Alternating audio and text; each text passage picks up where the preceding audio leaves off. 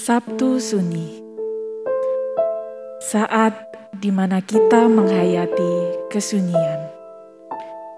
Seusai penyaliban Tuhan kita, Yesus Kristus. Hari di antara dua peristiwa besar dalam kehidupan beriman kita, yakni peristiwa kematian Yesus Kristus dan peristiwa kebangkitannya. Setelah Yesus disalibkan dan mati, tubuhnya diturunkan dari salib dan dikuburkan. Tubuh Yesus terbaring sendirian. Ia berada di dalam kubur, turun ke dalam kerajaan maut. Namun, para perempuan yang mengasihinya tetap tinggal duduk di depan kubur Yesus. Masih adakah harap dalam hati yang kehilangan asa?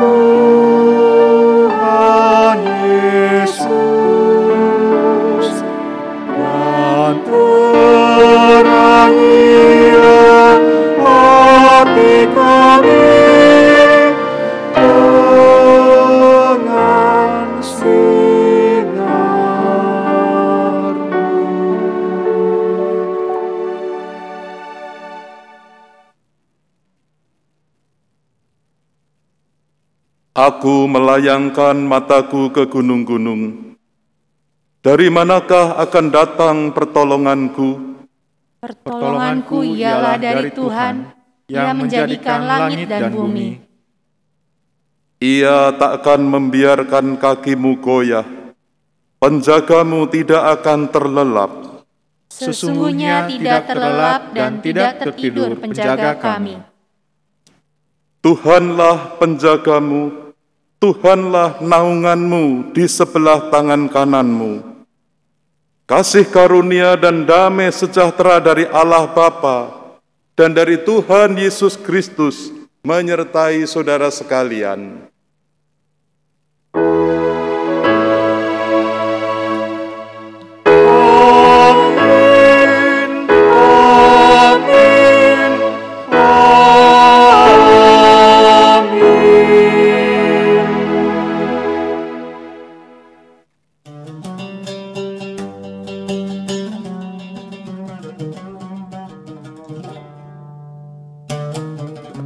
Aku mendengar dia sudah dibawa untuk disalibkan. Apa kesalahannya? Apakah kamu melihat rombongan yang membawa Yesus? Apa yang terjadi dengan Yesus di sana? Aku belum berjumpa dengan dia.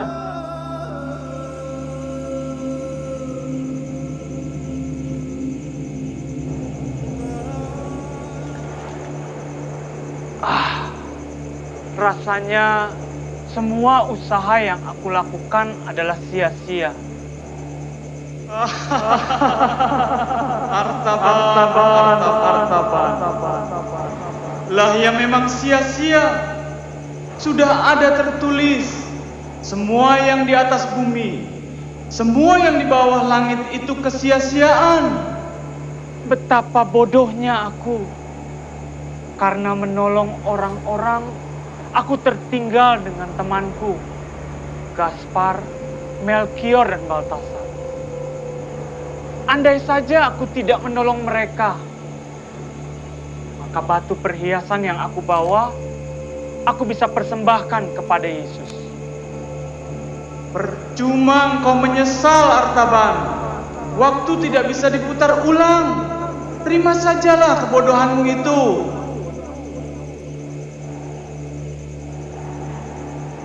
Memang sekarang aku sudah renta. Aku sudah membuang waktuku selama 30 tahun lebih untuk mencari bayi itu. Aku yakin bahwa bayi itu adalah Yesus. Tapi semua terlambat. Selalu terlambat. Aku tidak pernah berjumpa dengan Yesus. Artaban, engkau membuang waktumu, hartamu habis, engkau pun tidak bisa bertemu Yesus.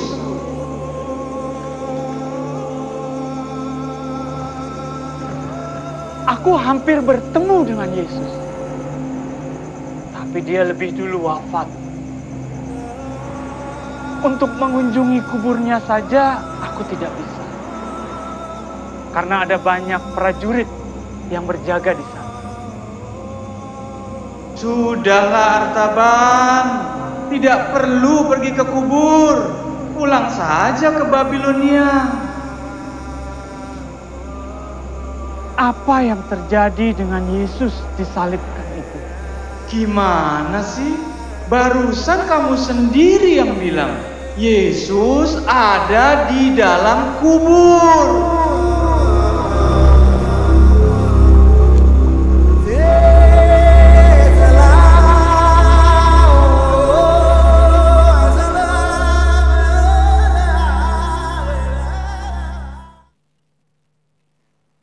Saudaraku, tak banyak manusia yang bisa tetap bening dalam laku pergumulan yang kadang membuat pusing.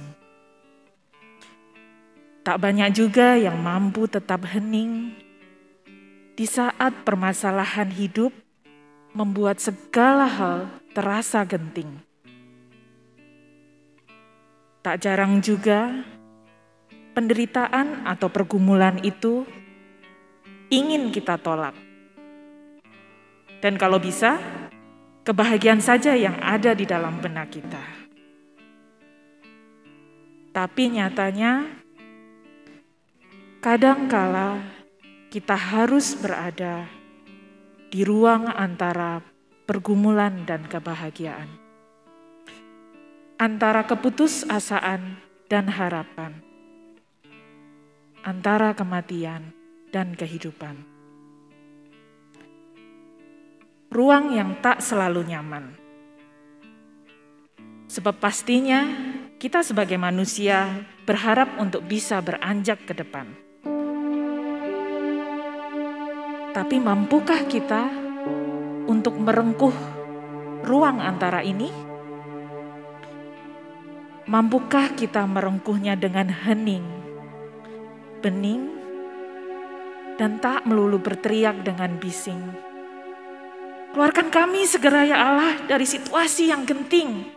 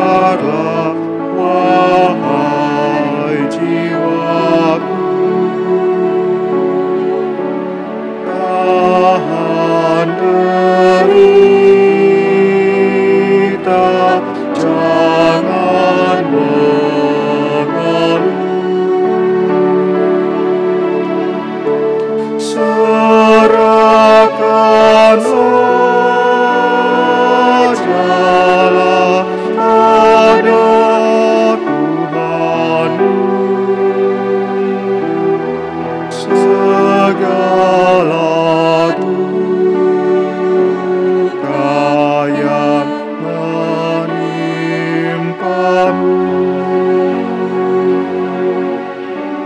Allah setia, tak mengecewakan, yang di naungannya ingin berteduh. Tenang dan sabarlah, wahai jiwaku. Biarkan Tuhan yang memimpinmu. Sebab di tangan Allah masa lampau dikendalikan masa depanmu. Gelombang dahsyat takkan menerpamu, karena di bawah kuasa Tuhanmu.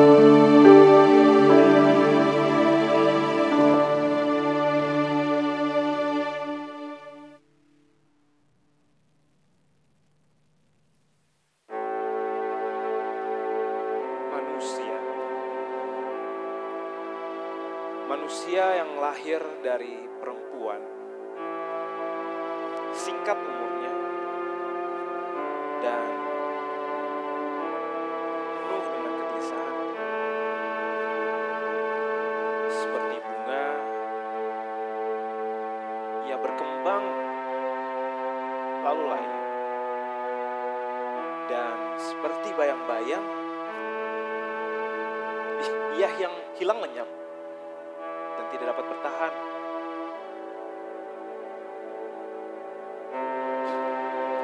Masa kan engkau tujukan pandanganmu pada orang seperti itu dan kau hadapkan untuk diadili? Karena siapa yang dapat mendatangkan yang tahir dari yang najis? Seorang pun tidak. Jikalau hari-harinya sudah pasti dan jumlah bulannya tentu padamu dan langkahnya sudah kau batasi, alihkanlah pandanganmu daripadanya agar ia beristirahat, sehingga seperti orang upahan ia dapat menikmati harinya. Karena bagi pohon masih ada harapan. Apabila ia ditebang, ia bertunas kembali. Dan tunas itu tidak berhenti bertumbuh. Apabila akarnya menjadi tua di dalam tanah dan tunggulnya mati di dalam debu, maka ia bersemi kembali ketika diciumnya air dan dikeluarkannya lah ranting bagai semai. Tetapi manusia,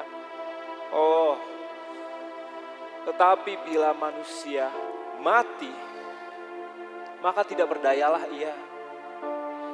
Apabila orang binasa, di manakah dia? Seperti air menguap dari Tasik. Dan sungai surut dan mengering. Demikianlah manusia terbaring dan tidak bangun lagi.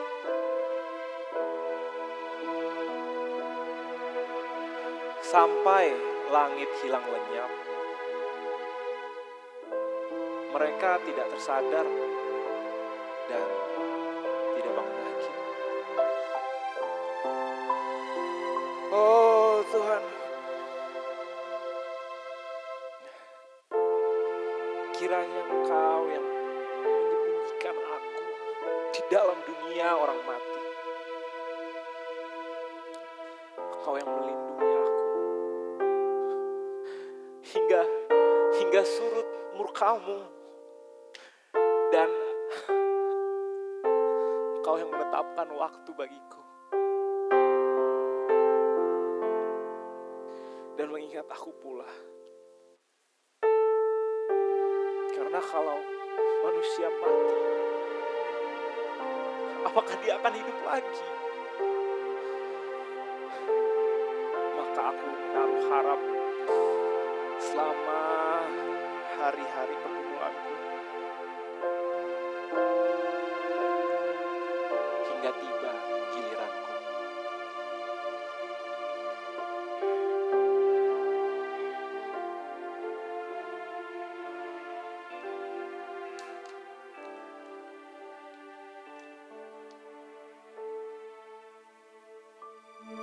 Tenang dan sabarlah,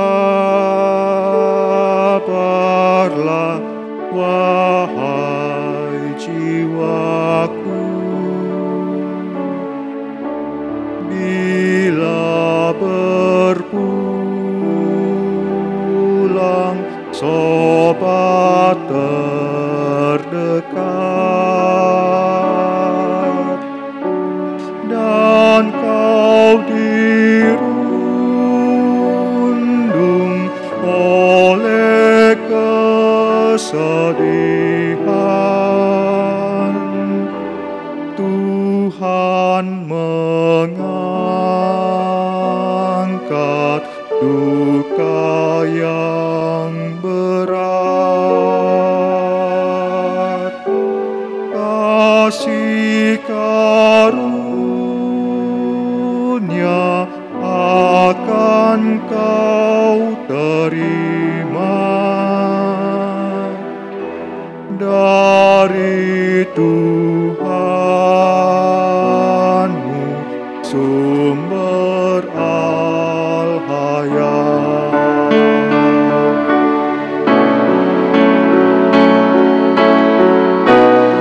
Tenang dan sabarlah, wahai jiwaku, sebentar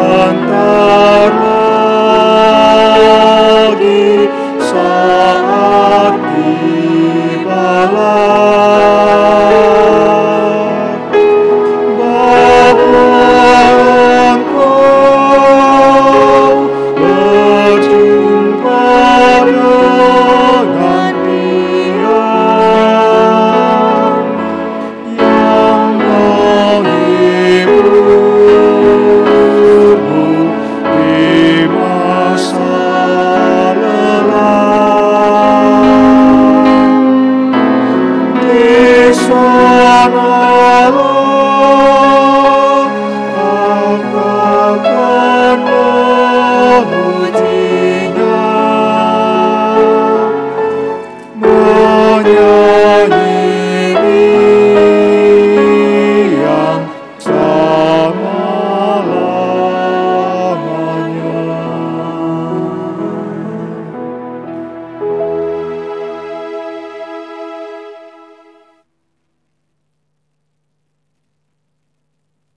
Bapak, Ibu, dan saudara sekalian, umat Tuhan yang dikasihi Tuhan, mari kita bersama-sama berdoa. Ya Tuhan Bapa yang di surga, kami datang di hadapan Tuhan, memohon Engkau berkata-kata kepada kami, berfirman kepada kami, untuk menguatkan, menghibur, dan memberikan pengharapan. Kiranya Roh Kudus menerangi hati kami, ketika kami membaca dan merenungkan firman-Mu. Berbicaralah kepada kami ya Tuhan, sebab kami siap sedia mendengar firman-Mu. Dalam nama Tuhan Yesus Kristus kami berdoa. Amin. Pembacaan teks Injil Matius pasal 27, ayat 57 sampai dengan 66. Matius 27 ayat 57 sampai dengan 66. Demikian. Menjelang malam, datanglah seorang kaya, orang Arimatea, yang bernama Yusuf, dan yang telah menjadi murid Yesus juga. Ia pergi menghadap Pilatus dan meminta mayat Yesus. Pilatus memerintahkan untuk menyerahkannya kepadanya. Dan Yusuf pun mengambil mayat itu, mengapaninya dengan kain lenan yang putih bersih, lalu membaringkannya di dalam kuburnya yang baru, yang digalinya di dalam bukit batu.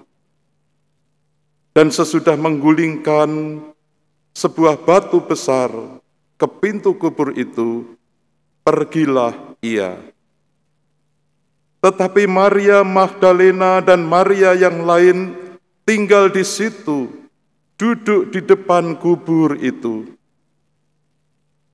Keesokan harinya, yaitu sesudah hari persiapan, datanglah imam-imam kepala dan orang-orang Farisi bersama-sama menghadap Pilatus.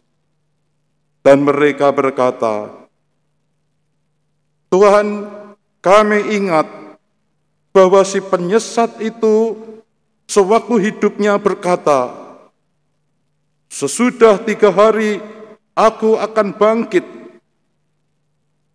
Karena itu perintahkanlah untuk menjaga kubur itu sampai hari yang ketiga.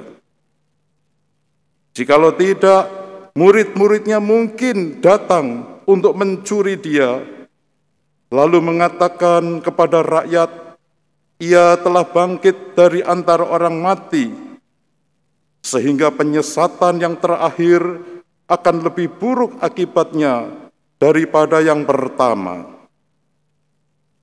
Kata Pilatus kepada mereka, "Ini penjaga-penjaga bagimu. Pergi dan jagalah kubur itu sebaik-baiknya." Maka pergilah mereka, dan dengan bantuan penjaga-penjaga itu, mereka memeteraikan kubur itu dan menjaganya. Berbahagialah setiap orang yang mendengar firman Tuhan dan yang memeliharanya. Hosiana.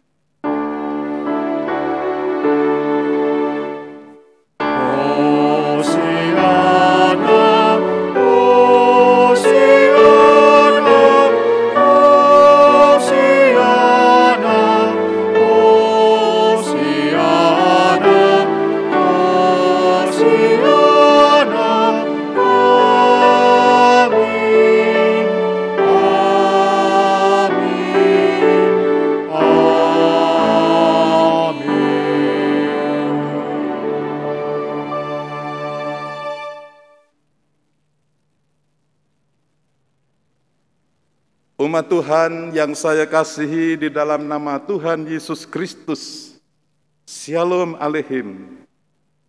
Hari ini kita mengadakan ibadah Sabtu Sunyi.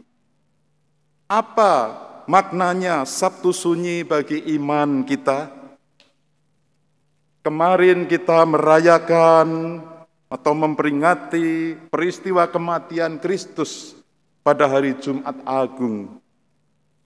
Besok kita merayakan kebangkitan Kristus pada hari Paskah. Hari ini kita menghayati ruang antara yang memisahkan kematian dan kebangkitan Tuhan Yesus. Sabtu Sunyi atau dalam bahasa Latin Sabbatum Sanctum, hari Sabat suci, adalah hari yang diperingati gereja setelah Jumat Agung dan sebelum memasuki Minggu Paskah. Sabtu Sunyi merupakan jembatan perantara bagi kita untuk memasuki Hari Raya Paskah. Kisah Yesus yang penuh makna sejak malam perjamuan terakhir bersama para muridnya, Kamis Putih, hingga diakhiri oleh peristiwa penyaliban Jumat Agung. Sabtu Sunyi menjadi hari di mana tubuh jasmani Yesus yang sudah amat rusak berada dalam kubur batu yang dijaga oleh prajurit-prajurit Romawi. Mari kita belajar dari bacaan firman Tuhan hari ini. Dari Injil Matius 27 ayat 57 sampai dengan 66 menceritakan kisah Yesus setelah mati dikubur dan kuburnya dijaga ketat oleh para prajurit Romawi. Diceritakan bahwa Yusuf dari Arimatea, seorang murid yang melayani Yesus, meskipun Yesus sudah mati di kayu salib, ia memberanikan diri datang kepada Pilatus untuk meminta jenazah Yesus untuk dirawat dan dimakamkan di makam pribadi miliknya. Setelah memakamkan, ia pergi meninggalkan kuburan itu. Tetapi Maria Magdalena dan Maria yang lain tinggal di situ, duduk di depan kubur. Apa artinya, saudara? Artinya yang tersisa hanyalah perasaan sedih, hancur hati, dan tidak ada harapan lagi. Mereka menyadari tanpa Yesus hidup mereka hampa, tak bermakna. Apakah benar kubur menjadi lambang tidak ada harapan lagi? Dari visualisasi tentang Artaban, apakah Artaban yang dari muda sampai menjadi tua renta sia-sia mencari Yesus? Kenyataannya kini Yesus sudah berada di dalam kuburan dan dijaga ketat oleh prajurit-prajurit Romawi. Apakah benar sudah tidak ada harapan lagi? Mari kita melihat dari bacaan kitab Ayub. Kitab Ayub pasal 14 ayat 1 sampai dengan 4 menolong kita untuk kita menghayati hal tersebut. Ayub menghayati tentang manusia, dari mana asalnya dan kemana perginya. Ayub juga menghayati tentang singkatnya hidup manusia. Manusia itu ibarat bunga yang berkembang lalu layu. Seperti bayang-bayang, ia lenyap dan tidak bertahan. Ketika kematian datang, tidak seorang pun tahu Ayub menghayati bahwa setiap manusia mati. Padanya tidak ada harapan lagi. Pemahaman Ayub ini rupanya sejalan dengan pemikiran orang-orang banyak pada waktu itu. Maka dari itu ketika dalam kematian tidak ada pengharapan, manusia takut menghadapinya. Itulah kepesimisan manusia menghadapi kematian. Apakah benar setelah kematian tidak ada harapan lagi? Namun di sini kita melihat upaya Ayub menghilangkan ketakutan karena kematian dengan memohon kepada Tuhan, pertolongan Tuhan. Dia mengatakan, kiranya Engkau menyembunyikan aku di dalam dunia orang mati, melindungi aku sampai murka-Mu surut dan menetapkan waktu bagiku, kemudian mengingat aku pula. Ayub juga mengatakan, maka aku akan menaruh harap selama hari-hari pergumulanku sampai tiba giliranku. Saudara-saudara, dalam semuanya itu Ayub sadar bahwa kematian adalah kehendak Tuhan.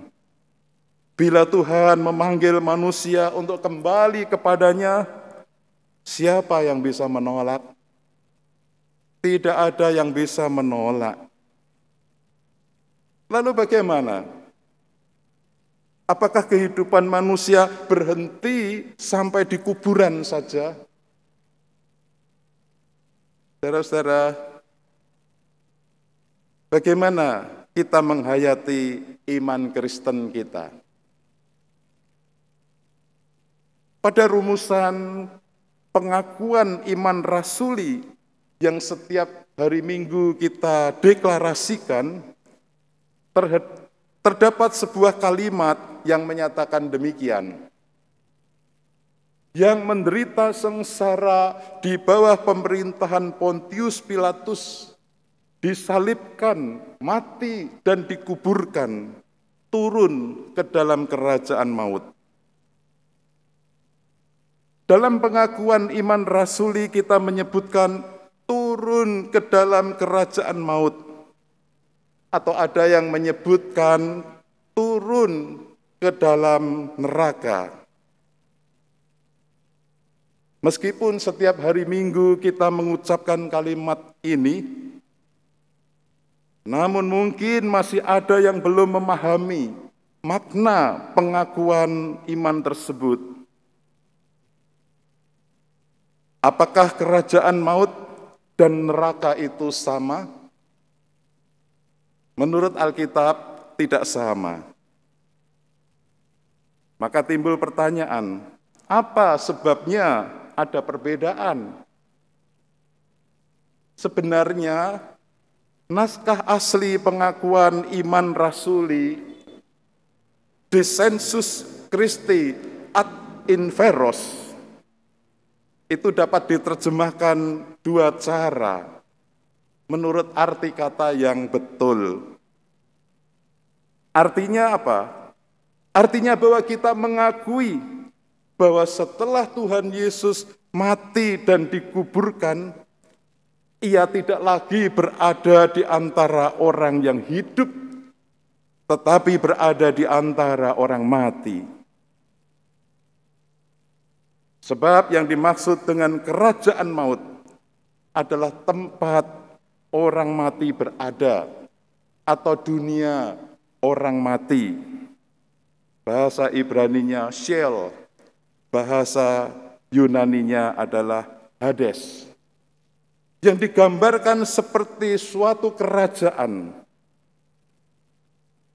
Oleh sebab itu, kalimat ini dipandang sebagai suatu keterangan lebih lanjut dari ungkapan dikuburkan. Dikuburkan berarti turun ke dalam kerajaan maut atau berada di antara orang-orang mati. Turun ke neraka, bahasa Yunaninya Gehenna. Maksudnya hendak menerangkan bahwa Tuhan Yesus menderita kesengsaraan neraka atau mengalami hukuman neraka, bahwa orang dipisahkan dari Allah untuk selama-lamanya, tanpa Allah selama-lamanya. Maka timbul pertanyaan, apakah setelah Kristus dikuburkan, ia turun ke neraka dan terpisah hubungannya dengan Allah? Agaknya tidak.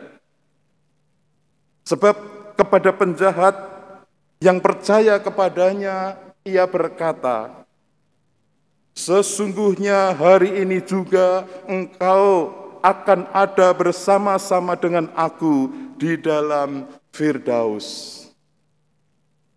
Jadi jelas bahwa setelah dikuburkan, ia berada bersama-sama dengan Allah Bapa, bukan dipisahkan dari Allah Bapa.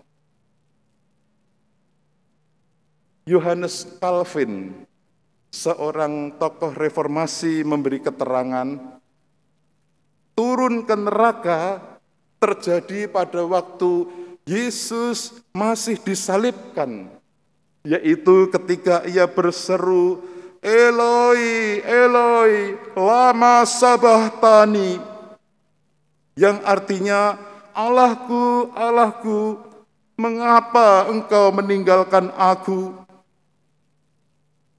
Seruan Kristus ini jelas menunjukkan bahwa pada waktu itu ia terpisah dengan Allah. Ini merupakan penderitaan sebagai hukuman yang terberat. Jadi yang dipentingkan dalam pengakuan iman itu bukan urut-urutan kejadian, melainkan urut-urutan beratnya penderitaan. Bagi Martin Luther, peristiwa turunnya Kristus ke dalam kerajaan maut ini adalah peristiwa lawatan mulia Tuhan Yesus Kristus ke dalam kerajaan maut yang berlangsung pada selang waktu antara peristiwa wafat dan kebangkitannya. Luther menjelaskan tentang descensus Christi ad inferos ini sebagai suatu kiasan tentang perjuangan rohani yang dialami oleh Yesus Kristus dalam penderitaan dan kematiannya. Dalam salah satu khotbahnya tentang hal ini, Luther dengan gaya populernya memberikan ilustrasi demikian. Dengan panji yang menyatakan kebangkitannya, Kristus turun dekat gerbang neraka, mendobrak gerbang itu, bertempur dengan setan-setan, sehingga ada yang terlempar keluar melalui jendela-jendela, juga yang berjatuhan ke dalam sebuah lubang. Lalu ia mengalahkan serta mengusir iblis, membebaskan orang-orang beriman, dan membawa mereka naik ke atas sebagai miliknya sendiri. Saudara-saudara, dari gambaran yang disampaikan ini, Luther langsung menghubungkannya dengan kemenangan Kristus yang dinyatakan dalam kebangkitan dan kenaikannya ke surga.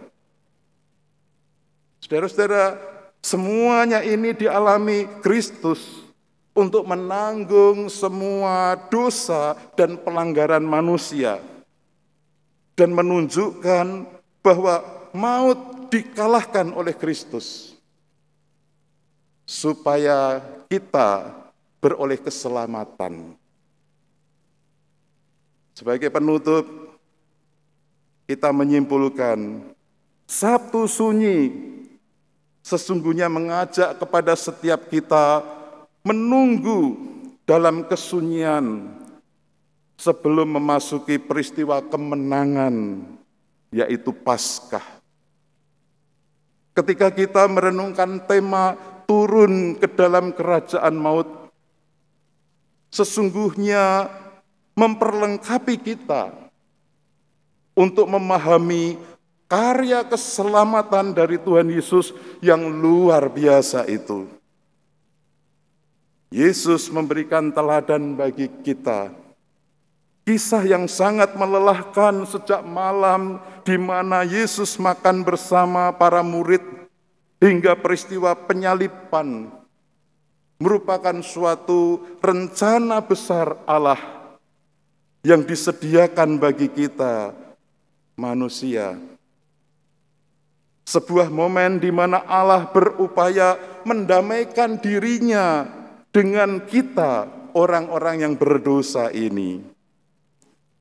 Dengan demikian, ruang antara yang terpisah antara Jumat Agung dan Paskah sungguh menjadi bermakna bagi orang-orang yang diselamatkan. Saudara-saudara, saat ini barangkali ada orang-orang seperti Artaban yang menjalani proses penantian yang sangat melelahkan. Apakah pergumulan demi pergumulan yang saudara alami di masa pandemi ini menghambat saudara untuk berjumpa dengan Tuhan Yesus, bahkan menghambat saudara untuk melayani Tuhan Yesus? Saudara, namun percayalah, proses ini menuntun kita memiliki daya dorong yang kuat bagi kemenangan sejati.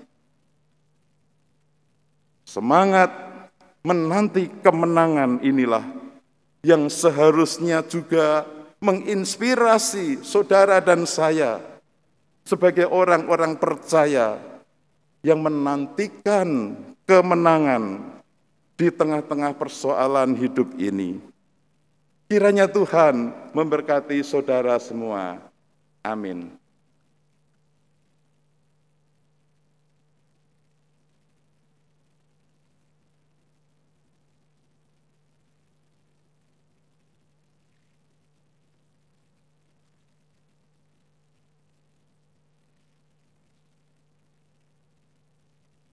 Saudara-saudara, mari kita menaikkan doa syafaat.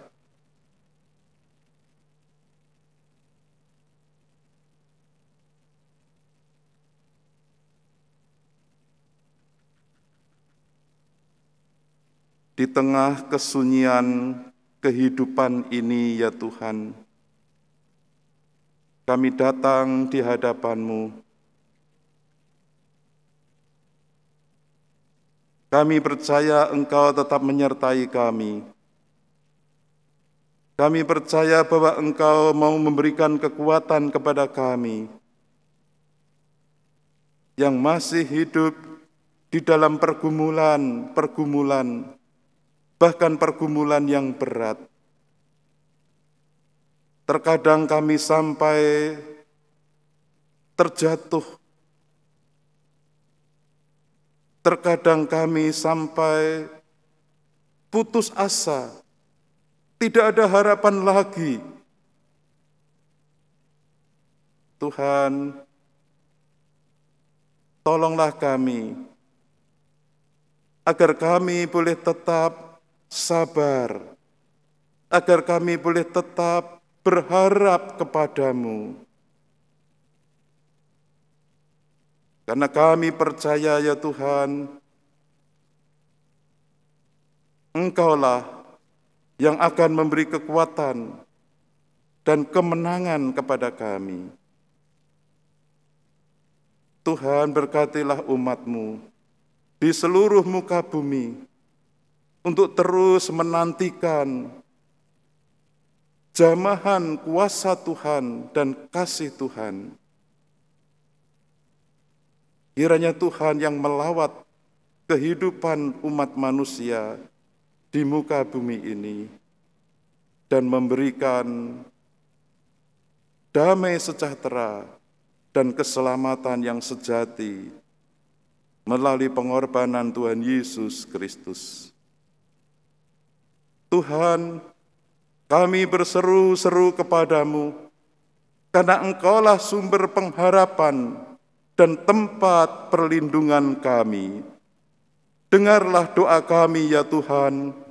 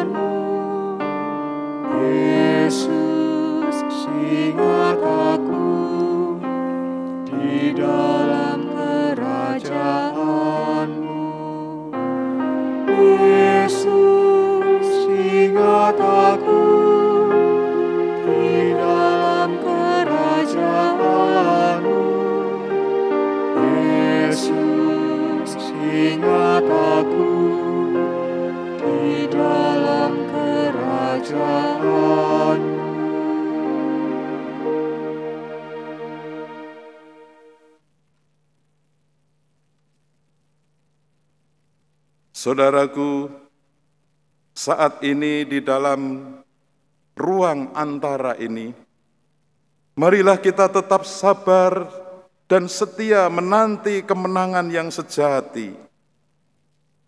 Walau di tengah-tengah persoalan kehidupan yang tak kunjung berhenti, sambil terus percaya kepada Tuhan, senantiasa menerangi langkah kehidupan kita, menerangi ruang hati kita dengan cahayanya. Yesus Kristus, cahaya hatiku.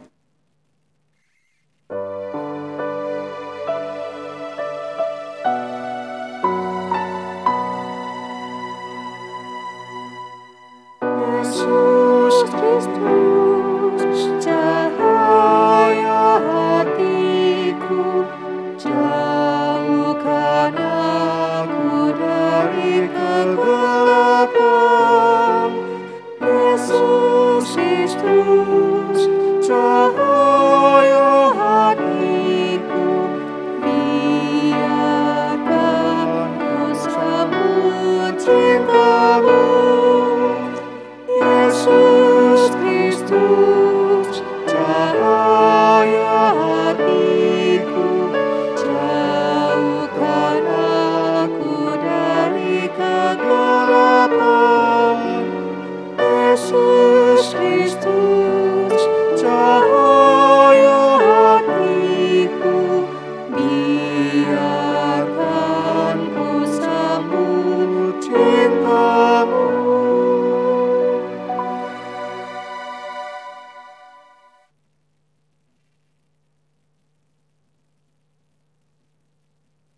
Rengkuhlah ruang di antara kematian dan kehidupan ini. Tenanglah, kuatkanlah hati saudara dalam kepedihan, dalam keputusasaan. Kasih-Nya mengiringi jalan Sabtu sunyi saudara. Syukur kepada Allah. Dengan kerendahan hati, mari kita memohon berkat dan pemeliharaan Tuhan di sepanjang kehidupan kita.